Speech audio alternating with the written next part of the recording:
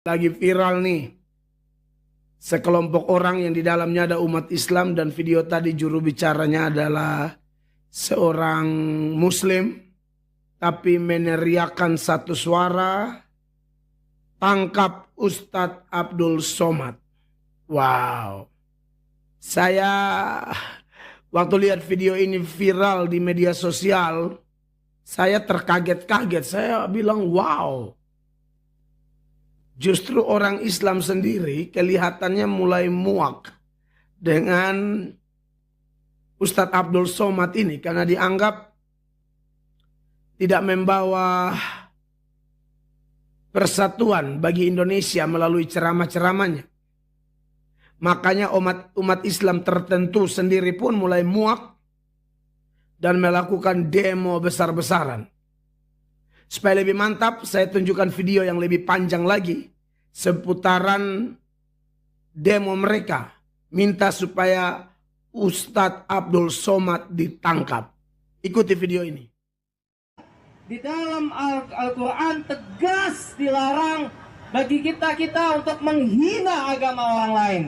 Apalagi untuk menjelekkan agama orang lain, itu sangat dilarang di dalam Al-Quran. Di agama lain pun juga sama. Di Bible itu juga sama. Di Weda juga sama. Di Tripitaka juga sama. Bahwa Tuhan Allah SWT sesungguhnya menciptakan orang dengan agama yang berbeda-beda untuk saling menghormati. Betul. Betul. Betul. Betul, Bapak-bapak. Kalau tuntutan kami sebenarnya sama, tangkap Ustadz Somad sekarang juga. Karena apa yang telah beliau lakukan sangat-sangat menghina agama Islam. Beliau selalu membawa nama Islam, tetapi dakwahnya tidak Islami 100%. Bapak-bapak polisi bisa lihat hujah-hujah beliau di YouTube ataupun di TV One. Bagaimana provokasi yang dilancarkan oleh Ustadz Abdul Somad amat sangat keterlaluan memecah belah bangsa ini.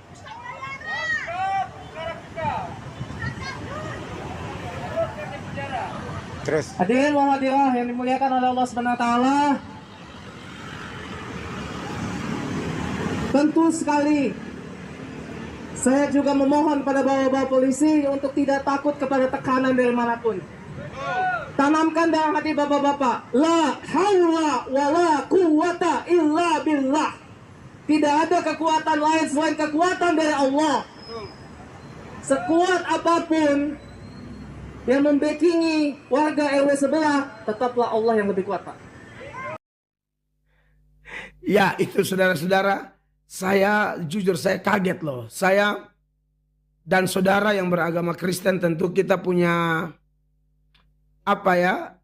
cara merespon sendiri. Bahkan mungkin ada orang-orang Kristen tertentu atau non-Kristen atau percampuran antara Kristen non-Kristen yang tergabung dalam kelompok-kelompok yang cinta tanah air, cinta persatuan dan kesatuan, yang mungkin sudah pernah melaporkan Ustadz Abdul Somad karena penistaan yang dia lakukan, penodaan agama yang dia lakukan.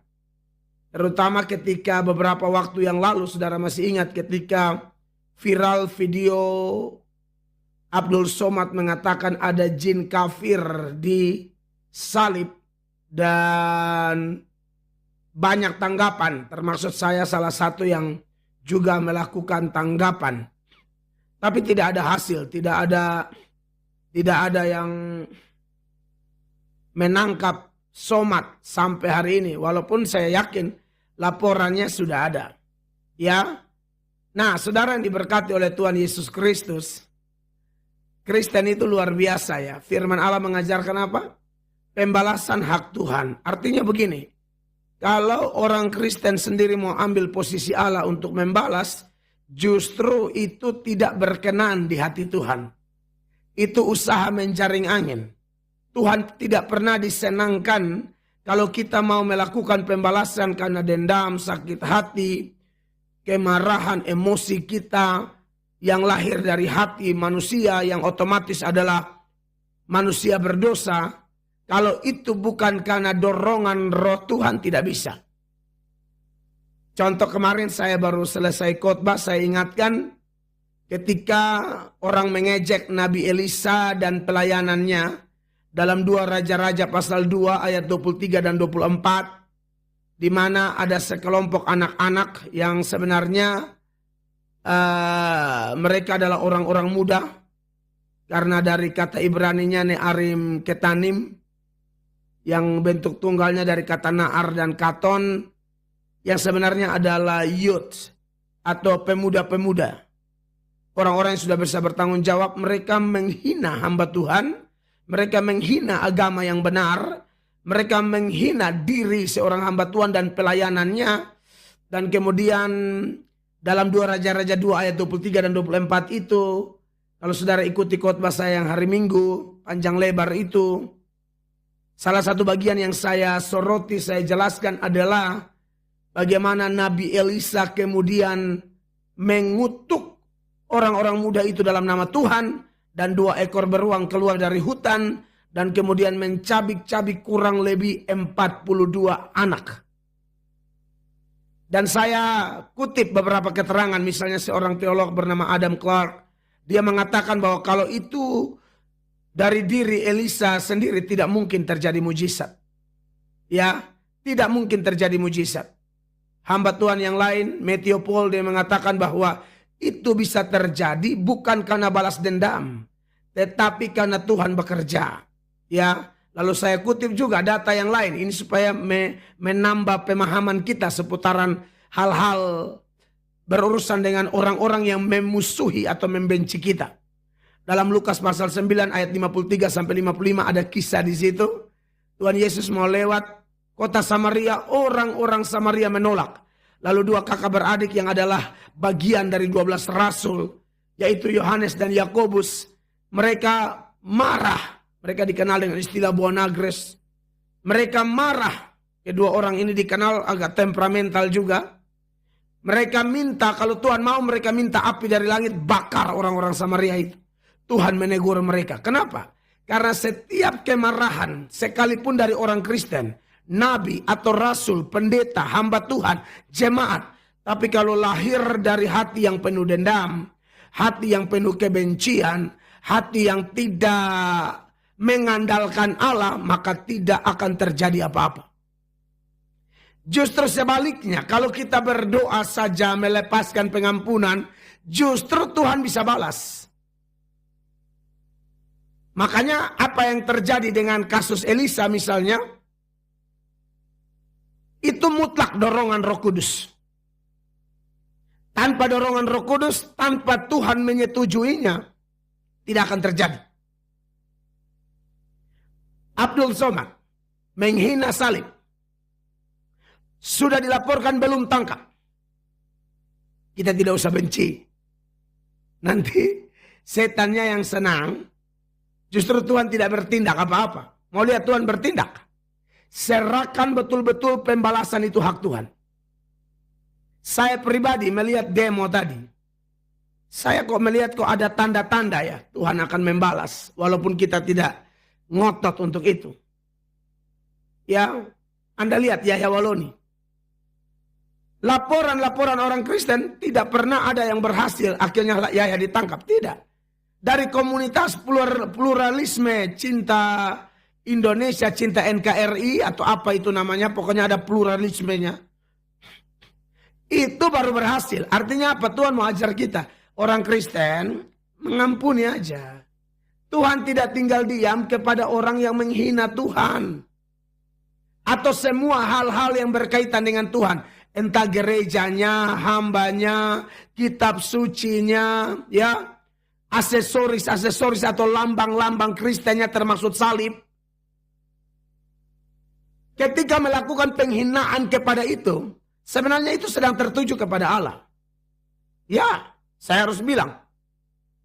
Kita bukan bicara salib karena bentuknya yang begini itu, bukan. Tapi makna di balik salib itu dan sejarah berkaitan dengan salib itu yang sangat menentukan. Anak Bapa di sorga, satu-satunya. Yohanes 3 ayat 16 itu saudara ingat toh? Karena begitu besar kasih Allah akan dunia ini sehingga ia telah mengaruniakan anaknya yang tunggal. Supaya setiap orang yang percaya kepadanya tidak binasa, melainkan beroleh hidup yang kekal.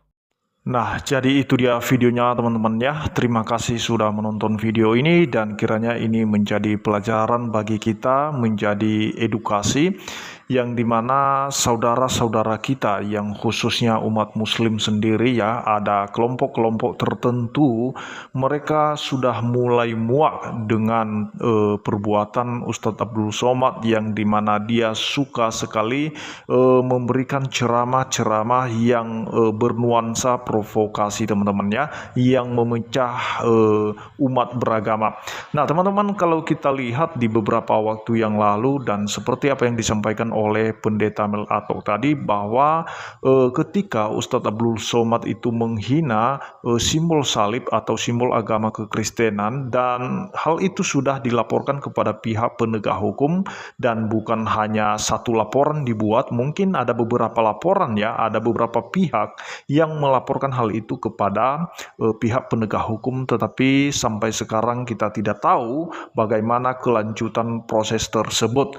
Nah teman-teman, sekalipun Ustadz Abdul Somad kemarin dia bertemu dengan MUI dan mengklarifikasi bahwa dia hanya menjawab apa yang menjadi pertanyaan jemaatnya, dan itu tidak perlu dia minta maaf karena apa yang dikatakan oleh kitab sucinya katanya itulah yang dia sampaikan kepada jemaatnya. Nah teman-teman, namun pertanyaannya, apakah ada dalam kitab sucinya mengatakan bahwa di dalam salib itu ada jin kafir? Apakah ada dalil demikian yang mengatakan hal itu?